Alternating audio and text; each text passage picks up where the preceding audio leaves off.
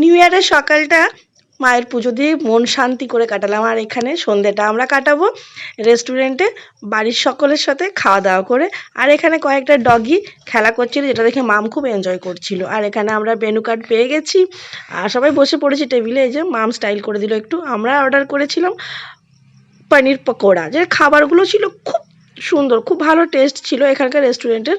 আর এটা চিকেন পকোড়া নিয়েছিলাম। এরা কোয়ালিটি অ্যান্ড কোয়ান্টিটি খুব ভালো মেনটেন করে। তো খুব ভালোভাবে আমরা নিউ ইয়ারটা সেলিব্রেট করলাম, নিউ ইয়ারটা এনজয় করলাম।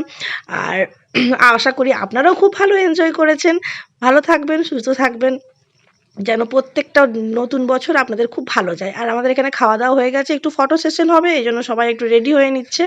এখানে ভাই, দাদা, মনি, মাম সবাই মিলে আছে। আর আমরা খাওয়া দাওয়া করে বাড়ির পথে রওনা দিচ্ছি। দেখে মনে হচ্ছে যেন অনেকটা রাত হয়ে গেছে, কিন্তু না, সবে মাত্র রাত 8টা বাজে। তো টাটা সবাই।